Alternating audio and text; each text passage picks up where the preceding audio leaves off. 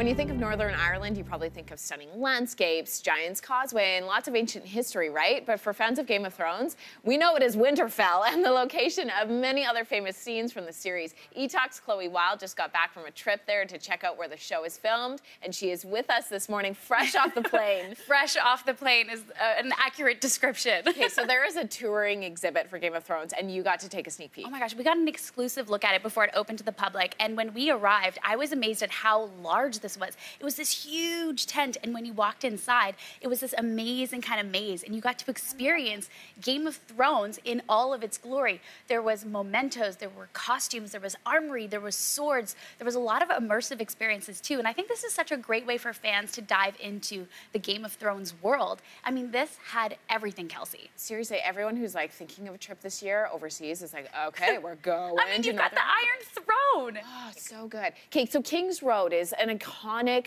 part of Game of Thrones, and it's an actual place in Northern Ireland. You saw it. This was probably one of the most beautiful things I've ever seen. It's dark, it's mysterious. I mean, this is actual footage. This is an actual road with these beautiful trees kind of creating this archway. And we were there filming, and we got there early because we wanted to have a nice clear shot, but there were so many fans, so many people going, because this is one of the most photographed spots in Northern Ireland, especially with Game of Thrones happening right now. Everybody wants to go, you know, where Arya Stark went and escaped from King's Landing way long ago, and you can see why. I mean, look at that. It's absolutely stunning. Like that, so that's a scene, well, this is used in season 2, but it's so iconic. It's like burned into my head. So there was a storm a couple years ago in this area, and a couple trees came down, but they've been repurposed in a way that is so Game of Thrones. So those trees that you just saw, they repurposed them into these doors. They're called the Game of Thrones doors. There's 10 of them across Northern Ireland. You can see one there, and they have, you know, created them into these iconic Game of Thrones moments. So much detail has gone into these doors, and it's fun for fans. They can go and they can search them out, they can find them, and I mean, I was very excited, as you can tell. You've got, you know, House Stark, House Baratheon. It was really incredible. That's so cool. The detail! I know! Okay, so I'm assuming you are in House Stark because you got the chance to go right into the Winterfell castle, because it's a real-life castle. It's a real castle. So we got to go, and it's nice because this is actually where they shot a lot of the scenes in season 1 and season 2.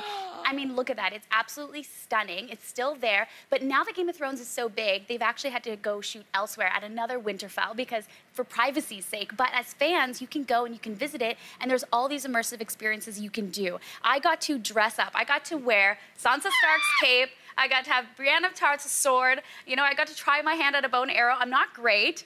The tomahawk axe throwing, also not great. I think I'm better at just posing with them. And there are the direwolves. Those are the actual dogs from Game of Thrones. And that was probably the highlight of my trip, especially when I was all kitted out. But these dogs were so friendly, so kind. And I think my favorite part about this is that we got to meet so many people from Northern Ireland whose lives have literally been changed because of Game of Thrones. Whether their dogs were used in the show, whether they were extras, now they're doing tour guides. Like, it's pretty incredible of the impact that Game of Thrones has had in Northern Ireland. We think that it's just like a fan experience, but it is a whole economic boom for that region. And there's these beautiful hotels that you can stay at. And the last night, we got to stay at a beautiful boutique hotel called the McEwen in this tiny little place. And we find out that the cast actually had stayed there. And my producer, who is a huge Game of Thrones fan, got to stay in the same room as Jon Snow. No, shut up. Yep, Jon Snow. This is amazing. I know. I got to stay in Robb Stark's room, and our camera guy stayed in Arya Stark's room. So we all got a little dose of Game of Thrones on our last night, and it was such a great way to end the trip. You know? Do you have the best job at CTV? I gotta say, I'm a little bit tired right now, but I'm so excited to talk about this with you because it's Game of Thrones and it's coming this Sunday. Oh, Chloe, thanks so much for being here. Thank you. So cool. Okay, so you can catch more coverage of Chloe's trip to Northern Ireland tonight on E-Talk. You don't want to miss it. She's great Insta stories as well, by the way.